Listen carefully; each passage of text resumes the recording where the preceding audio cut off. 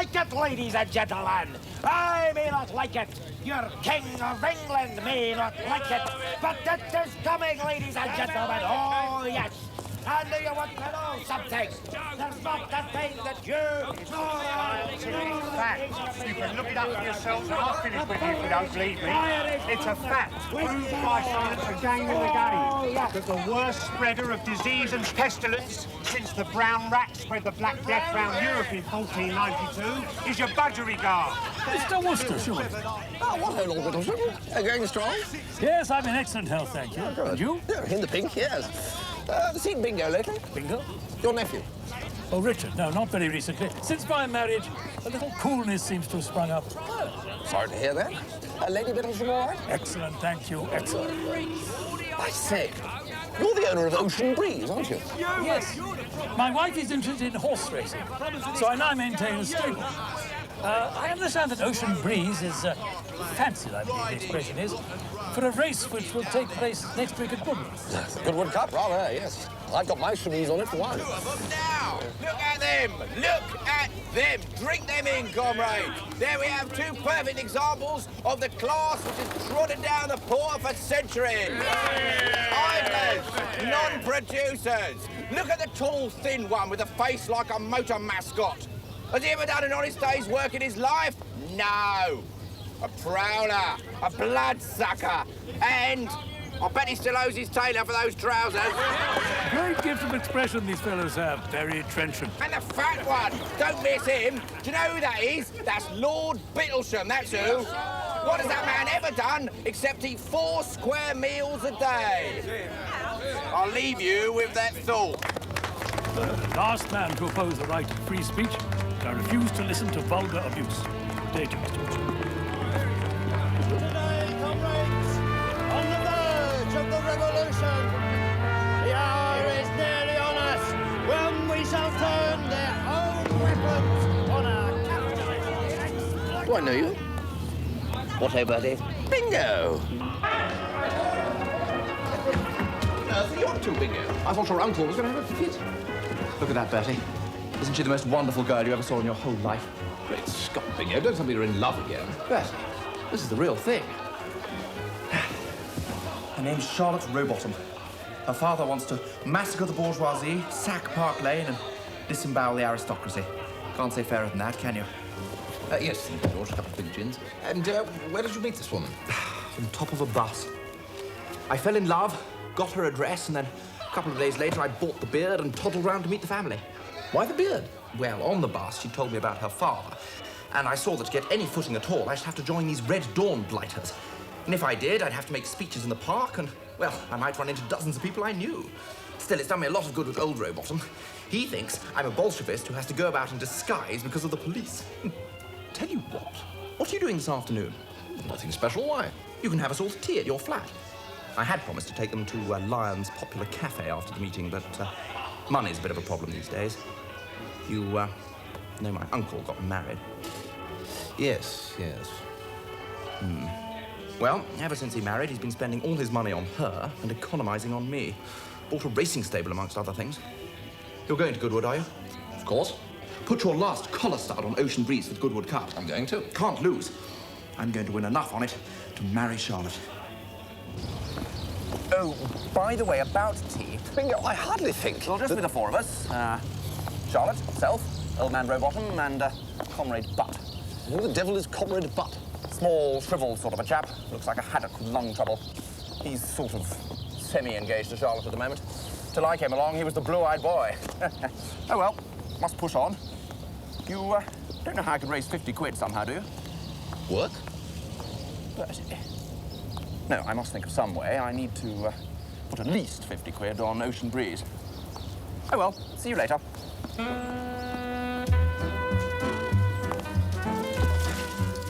Jeeves, I'm worried. Sir? About Mr. Little. I won't tell you about it now, as he's bringing some friends of his along for tea this afternoon, and I want you to form your own opinion. Very good, sir. I will only say this. It concerns a young lady. One had surmised as much, sir, bearing in mind Mr. Little's propensities. Yes, I've only seen a photograph, Jeeves. It may well be that she has a heart of gold. However, the first thing that strikes one about her is that she also has a tooth of gold. Very good, sir. Now, Jeeves, about this tea, get some muffins in, will you? Yes, sir. Also some ham, jam, cakes, scrambled eggs, and about 5 or 6 wagon loads of sardines. Sardines, sir? Sardines. Well, don't look at me, Jeeves. It's not my fault. No, sir. Oh, and Jeeves. Yes, sir? These friends of Mr. Little's are by way of being revolutionaries. I don't think they'll feel all that comfortable with the idea of me having a manservant. I understand, sir. So if we could make out that you and I are sort of, well, chums, I think it might just ease the wheels a bit. Chums, sir, yes.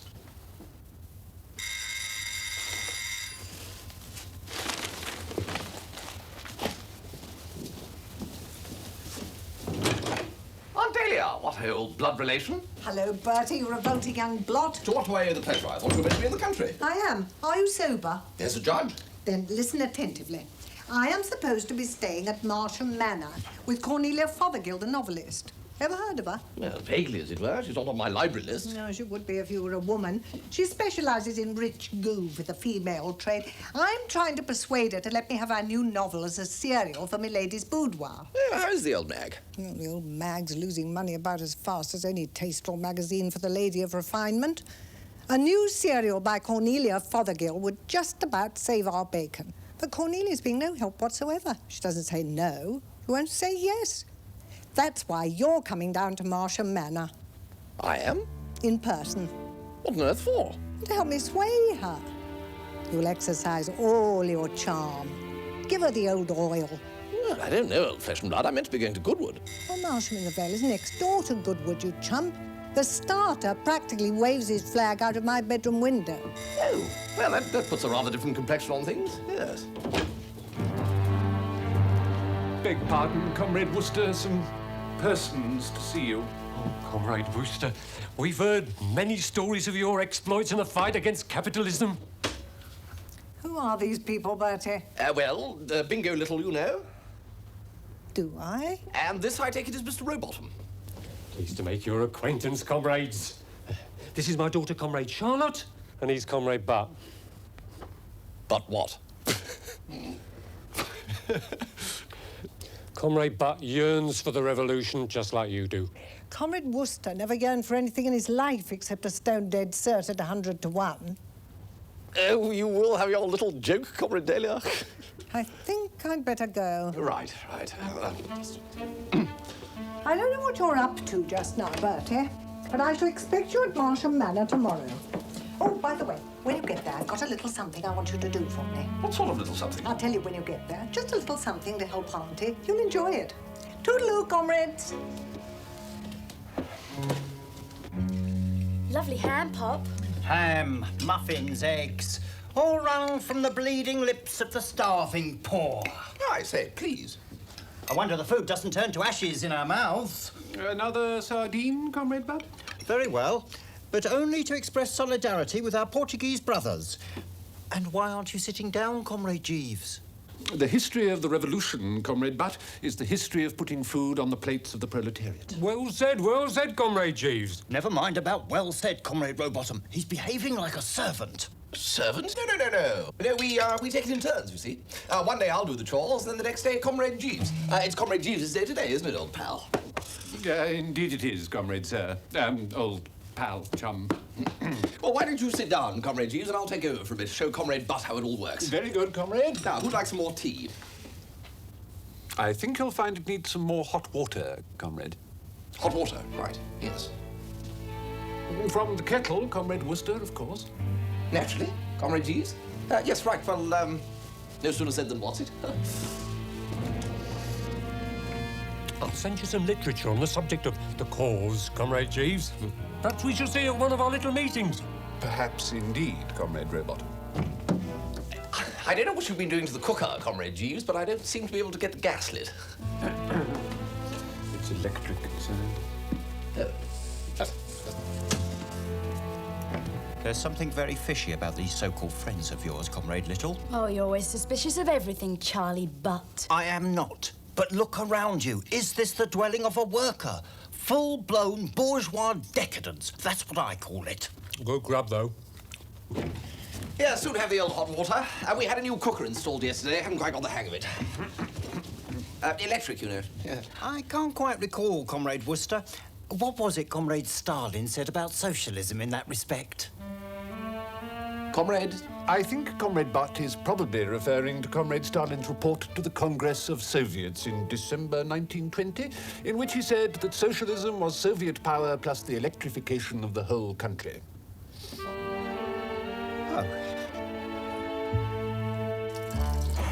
Well, I must say, Jeeves, I thought you did awfully well. Where did you learn all that stuff about the revolution? It is as well to know exactly what tunes the devil is playing, sir. Now then, what about Charlotte Rowbottom? I prefer not to express an opinion, sir. Jeeves, Bingo is in love with that female. So I gather, sir, she was slapping him in the corridor. Slapping him? Yes, sir. Roguishly. Oh, Lord. Didn't realise it had quite got that far. How was Comrade Butt taking it? He struck me as extremely jealous, sir. Jeeves, this is a bit thick. Very much so, sir.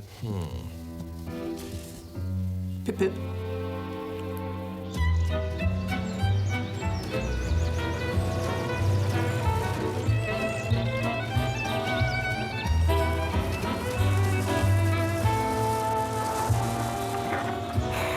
Why is it, do you think, Jeeves, that the thought of the little thing my Aunt Dahlia wants me to do for her fills me with a nameless foreboding?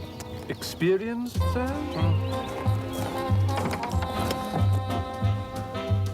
You must be Dahlia's nephew, Mr. Wooster. Yes, absolutely.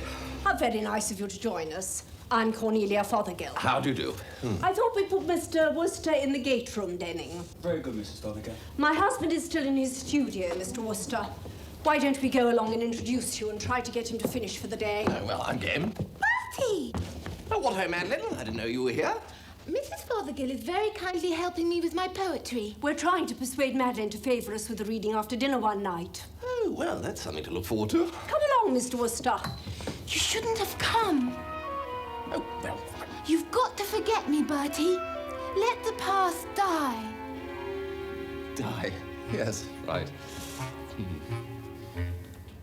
Everard's painting Lord Sidcup at the moment. Really? What colour? I don't understand. No, no.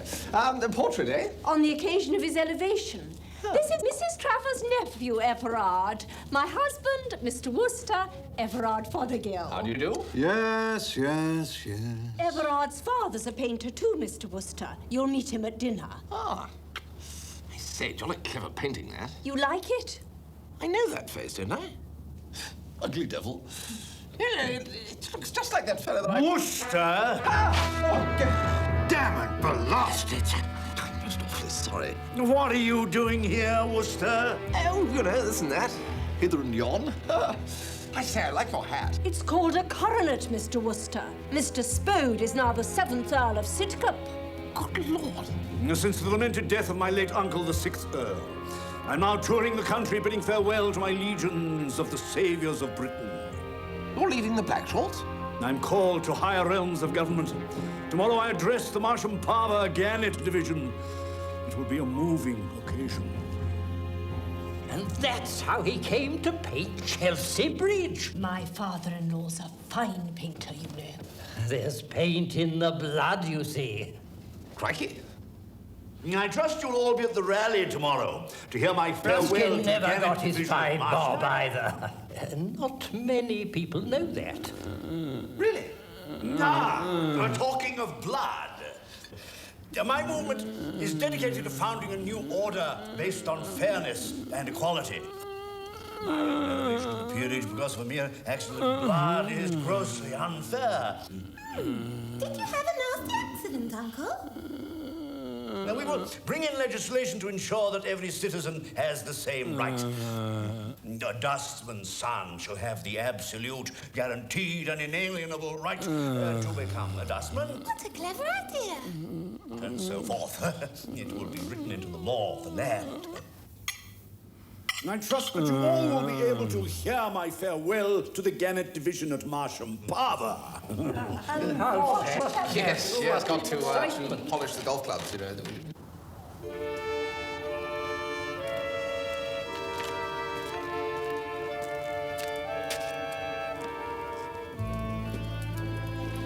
Comrade Butt, is it not? What?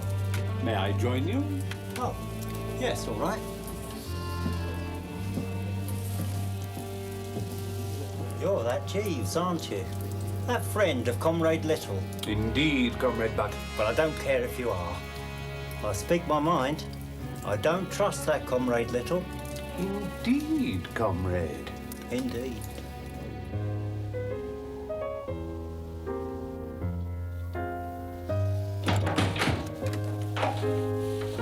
Oh, sorry. Oh, Bertie. I need someone to turn the pages for me. Right, well, I'll go and find someone, shall I? Don't be silly, Bertie. You can do it. Ah. Right.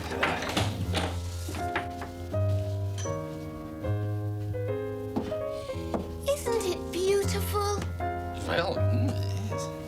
Don't you think Georges Sand had a beneficial influence on Chopin's work? Never knew him. Oh, Bertie, I'm nearly at the bottom of the page now.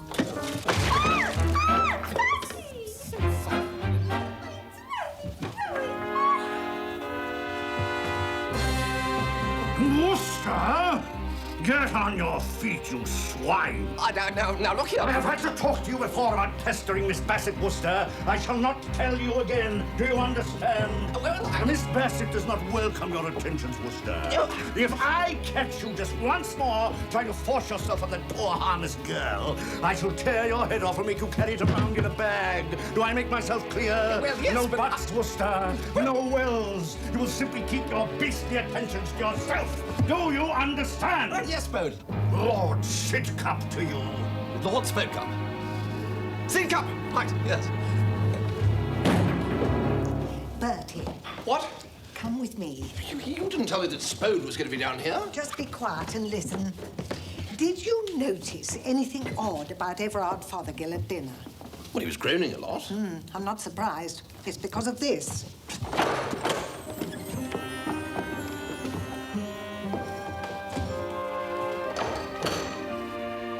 Everard's father painted that. He gave it to Everard as wedding present. Ah, thus saving money on the customary fish slice. Shrewd, very shrewd. No, as you can see, it's a mess. But being devoted to his father, not wanting to hurt his feelings, Everard can't have it taken down and put in the cellar, so he's stuck with it. Has to sit looking at it every time he puts on the nosebag. With what result? The food turns to ashes in his mouth. Exactly. It drives him potty. Everard's a real artist. His stuff's good. Some of it's even in the Tate. Look at that. That's one of Everard's. Oh, I like the patina. You don't even know what a patina is. Well, no, but it's generally safe to say something like that when confronted with a bit of art. Cornelia wants her father-in-law's terrible picture destroyed. She'd be so grateful to anyone who accomplishes this for her, she'd be unable to refuse them anything. You're going to pinch it for me. There. I knew you'd want to help. What a dear, helpful boy he is.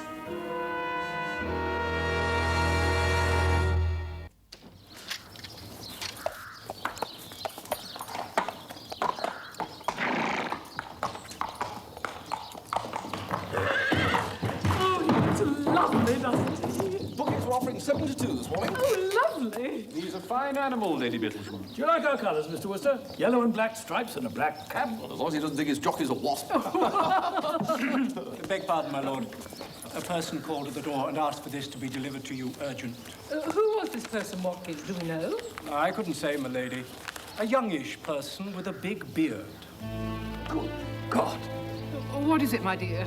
A most dastardly threatening letter. Threatening letter? Unless you leave £50 under the large white stone at the back of the main stand at Goodwood, You will live to regret it. Oh, Mortimer. What ho, Uncle? Auntie? Hello, Bertie. Jeeves? Oh, Richard, thank heavens you've come. Look.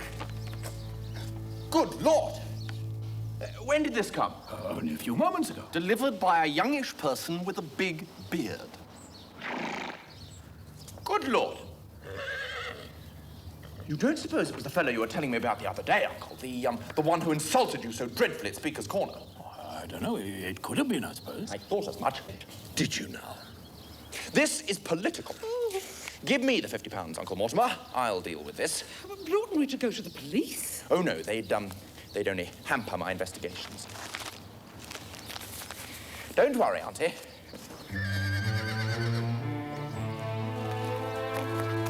Bingo. Silly to ask, really, but you did write that letter, didn't you? One of the best gents' ordinary threatening letters I ever wrote. With the exercise of a little tact, I've managed to get what I need to put on Ocean Breeze to finance my marriage to Charlotte. By the way, what did you think of Charlotte when we had tea the other day? Well, I know, man, I know. Don't try and find words. Left you speechless, eh? She has that effect on everybody. Oh, well. Toodaloo.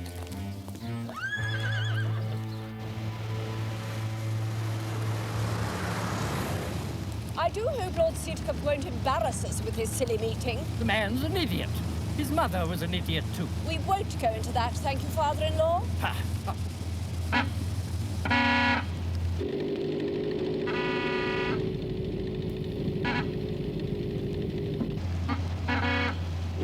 Goodwood's always a big day for us, eh, Charlotte? Oh, it is, Pop, yes. I mean, 90% of them put their money on losers.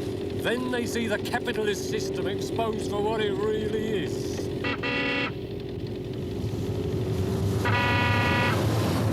Capitalist hyena.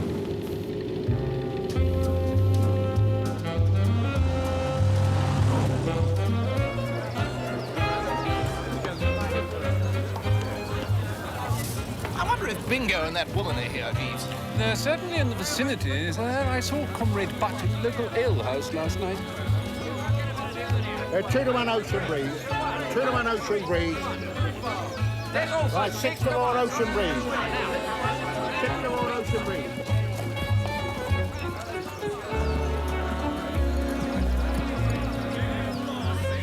Ocean Breeze certainly looks the part, don't you think, Jeeves? I must confess I find something disquieting in the gait, Mrs. Travers. Don't see anything wrong with it. It's not something I can put my finger on. Perhaps a certain maritime roll. It brings to mind the old bookmaker's adage, walk like a sailor, run like a walrus. Apple sauce, Jeeves. Oh, hasn't that horse got a sweet little face? The one with the jockey in pink and blue. I'm going to bet all my money on that one. Romeo lad! Has anyone told you you're not safe to be out? 66 to 1. Romeo lad, 66 to 1. Who wants it? 66 to 1. No danger of Comrade Little helping here, I suppose. Do give it a rest, Charlie Butt. Comrades, comrades. I hope nobody else is holding a rally here today.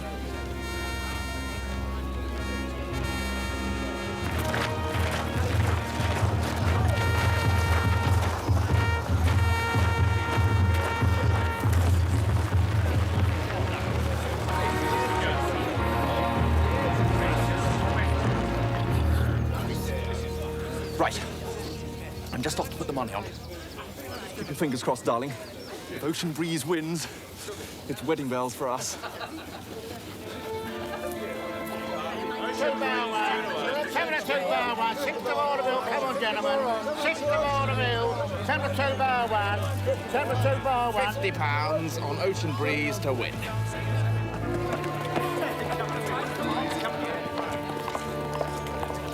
Deeply troubled, Jane, by that letter we received this morning. Oh, just some crank, Morty. I shall never forgive myself. It's him. Oh, the man with the beard. Where?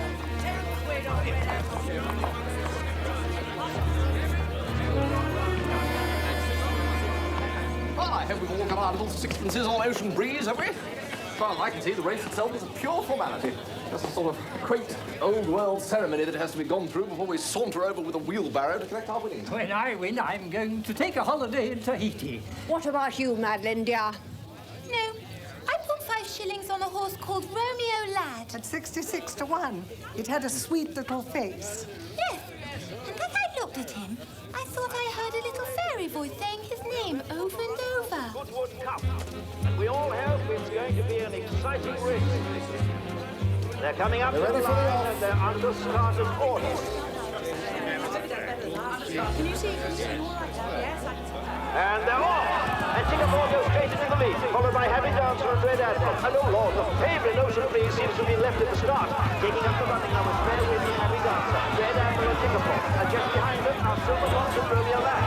Poor old Ocean Breeze seems to be making the middle ground now.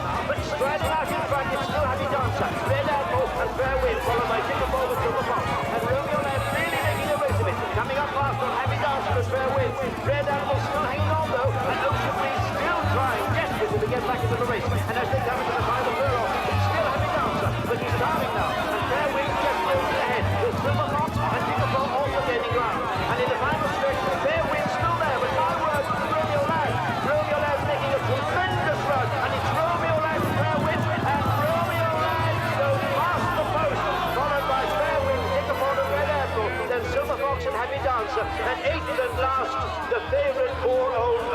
Breeze.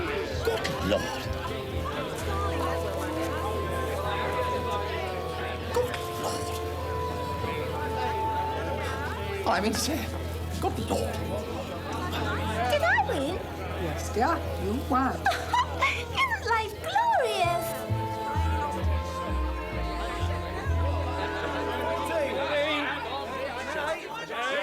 This is a sad occasion.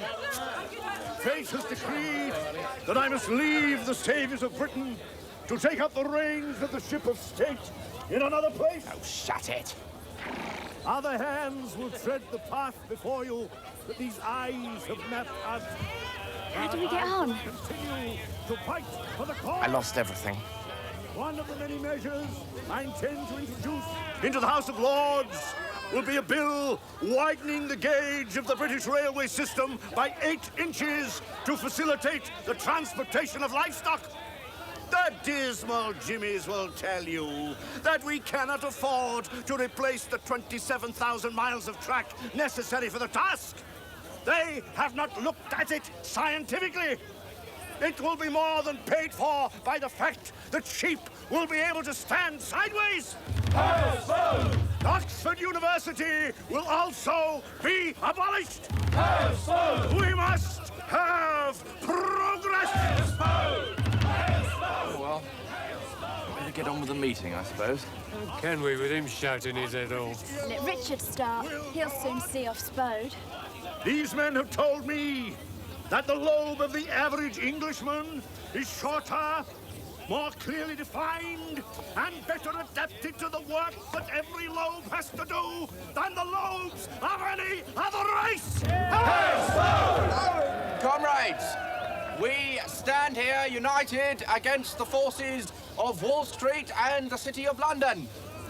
In our march towards a new Britain, we will be fearless in the face of the Bolsheviks.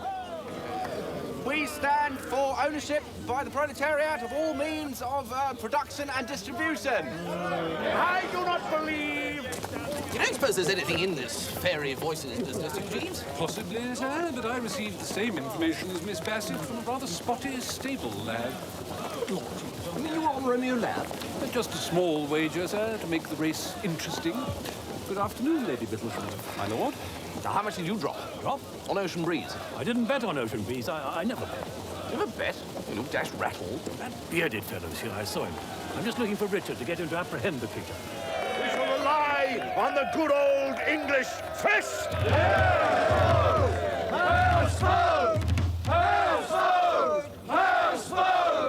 Go on, Richard, tell them.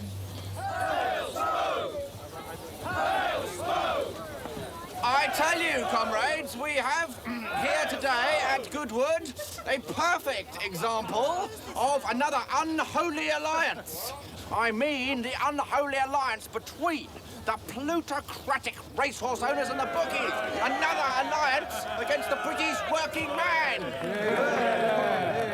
The capitalistic owner, together with his chums, the bookie and the newspaper magnate, would have the honest working man believe that his horse is the real goods, when the reality is that it couldn't even trot the length of the stable yard without crossing his bally legs and sitting down for a rest. My friends, the Bolsheviks might appeal to your lower instincts of greed and envy. We've all lost hard-earned money today to the bookies on Ocean Breeze. Yeah, you're right, yeah. But what does Lord Bittlesham care? There he is, comrades. I tell you, this country won't be a fit place for honest men to live in till the blood of Lord Bittlesham and his kind runs in rivers down the gutters of Park Lane!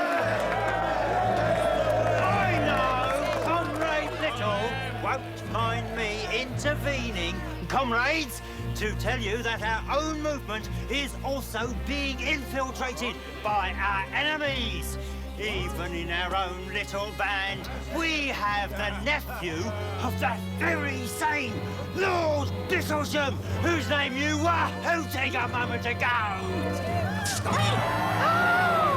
Richard! Lord Bittlesham's nephew.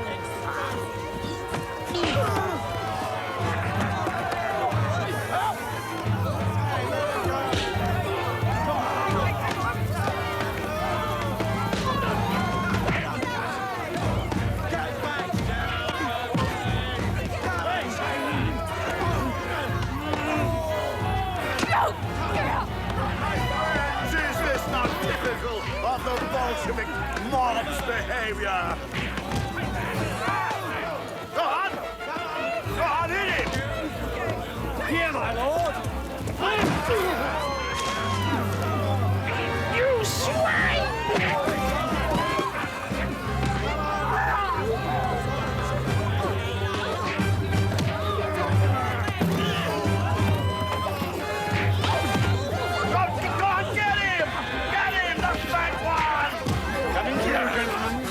Coming through, gentlemen, please. Don't shilly-shally, man! Get him! Ah, that's right! Well done! I'd drink too if I owned a horse like that. No, he's been in a... Bertie, when we get back to the house, I must talk to you about the painting. Painting?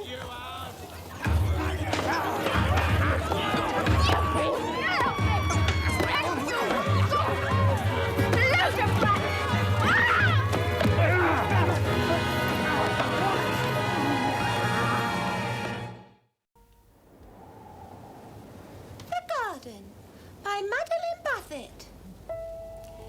In the garden of my heart, the blossom o'er hang the lea. The skylark sings from morn till night, high in the sleepy jacaranda tree. But the garden of my heart is watered only by my tears. Under the wise old gnarled oak, inter me when my time appears. And on the mossy stone above, carve these words without lament. She lived, she loved, she breathed her last. Here I come, rest content. Now, look here, Spode. Even if you cannot remain awake during Miss Bassett's recital, you could at least refrain from snoring. Well, yes, but it's... You're a Philistine, Worcester.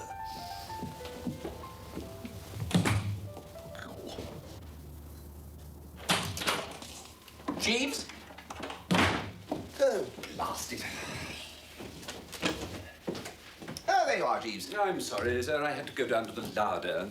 What's that you've got there? Brown paper, sir, and treacle. You know the thing that really puzzles me, Jeeves?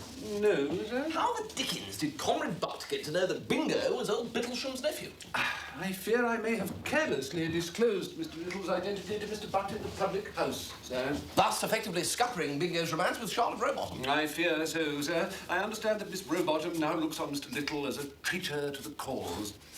Poor old Bingo. Yeah. Treacle, Jeeves? Yes, sir. The approved method is to cut a small square of brown paper roughly equivalent to the size of the pane of glass, smear it in treacle, and then... What on earth are you talking about, Jeeves? The way to break a window silently, sir. Well, who wants to break a window silently? Or noisily, if it comes to that? Mrs. Travers gave me to understand that you were intending to steal a painting, sir. Oh, well, let me give you to understand this, Jeeves. I have no intention whatever of stealing any dratted painting, with or without the assistance of treacle. Very good, sir. Mrs. Travers will be disappointed, sir. Oh, will she? Well...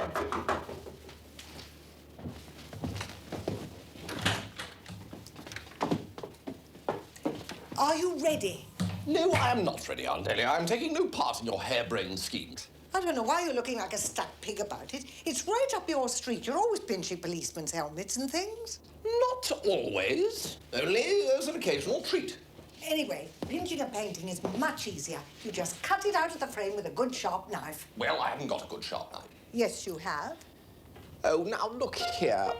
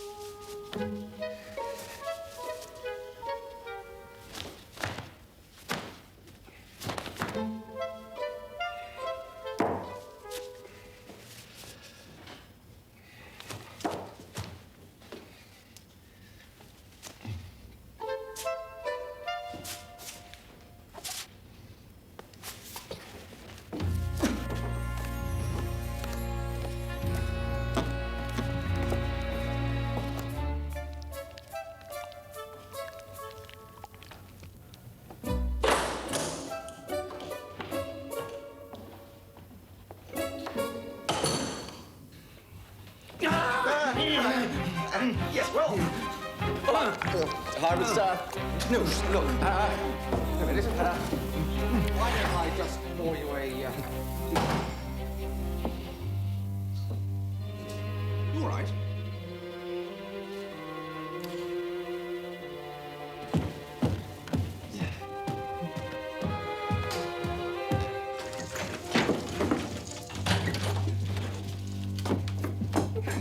Who on earth is that? It's Mr. Fothergill Senior, Aunt Dahlia. Bertie, don't tell me you messed things up again. If I might be permitted to put him down before I submit to your interrogation. What does he want? Well, I think he wanted to ask me, not unreasonably under the circumstances, why I was in his dining room at 1 in the morning, covered in treacle. You didn't tell him.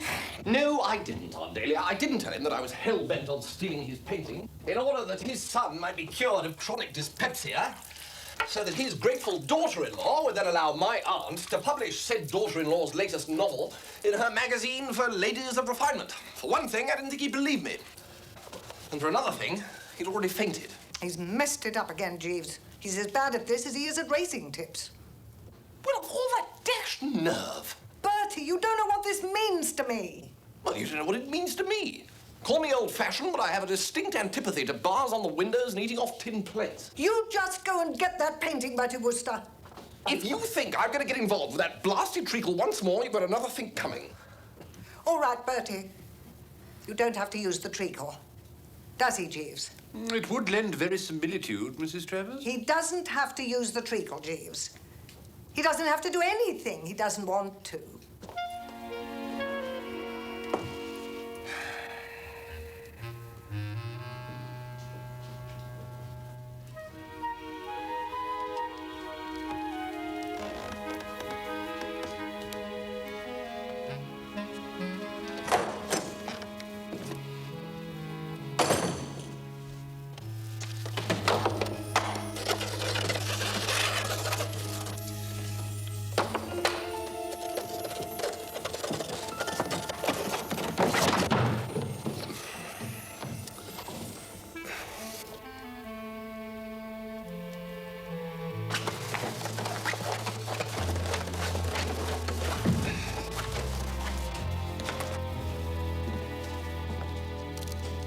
You got it! He's out cold. Give me the scissors. You hold, I'll cut. Right. Where's Jeeves? I sent him to get some whiskey. Ah, what ho, Jeeves? I did it. Yes, sir. With soda for you, Mrs. Travers? Just a splash, Jeeves. Same for me, Jeeves. Should I pour some for Mr. Fothergill, sir? It might revive him if I were to rub a little onto his lips. Well, we don't want him revived just yet, Jeeves.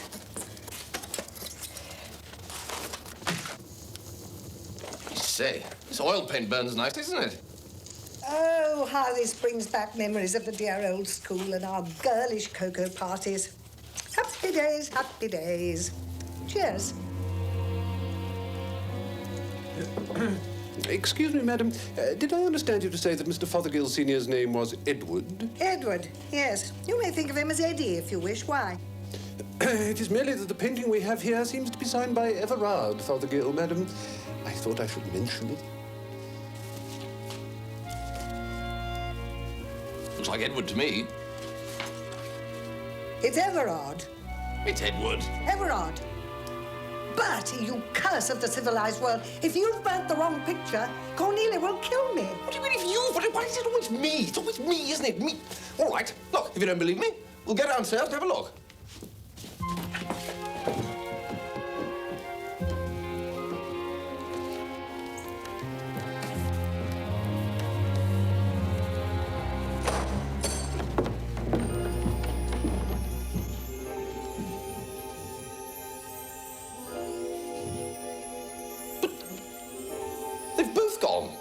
can see that, you blithering idiot. Well, someone's taken the other picture. If you'll pardon me for saying so, sir, I think I may know who that person is.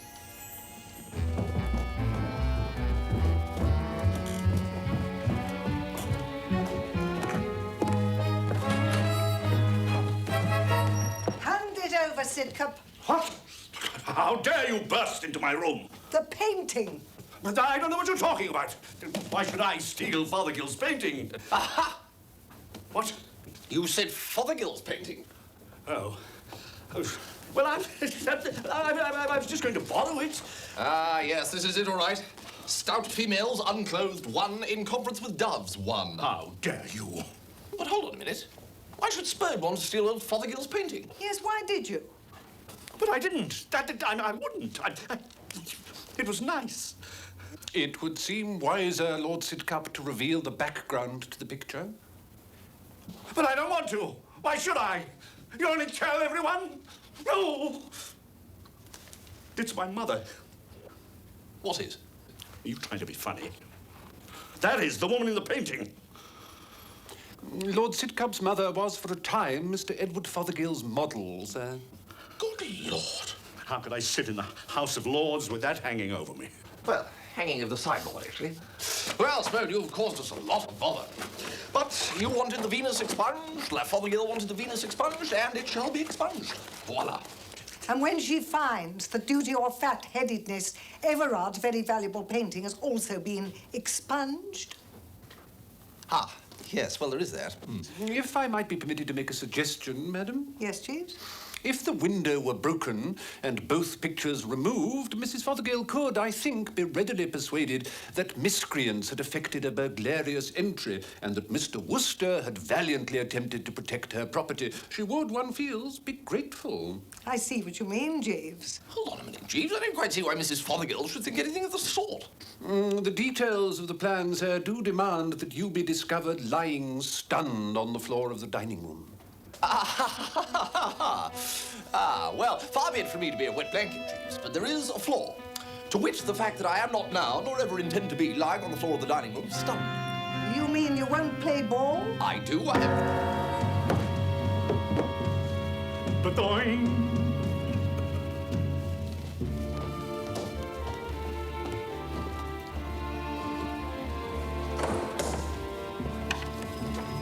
Here. Put him here.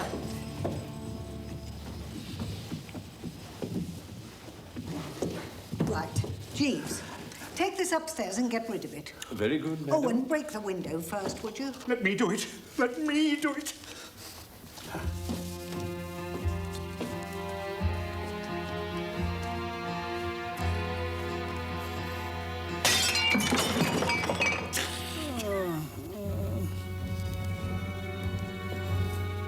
Oh, det Hillary måste ha prentist och model för den.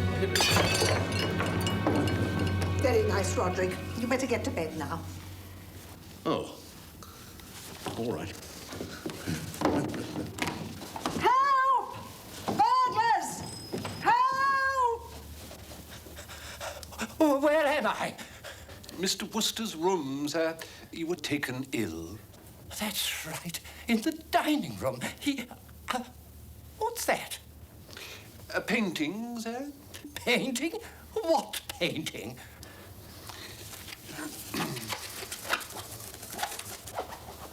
What are you doing with that? A gang of international art thieves attempted to make off with it, sir. Mr. Worcester gallantly intervened to save it. What a damn fool. I hate that picture. It's the worst thing I've ever done. Oh, throw it on the fire, for God's sake. I fear I may have misjudged you. You've been positively intrepid, Mr. Worcester. But he has always been so brave. I'll call the police. Damn shame about Dad's painting, though.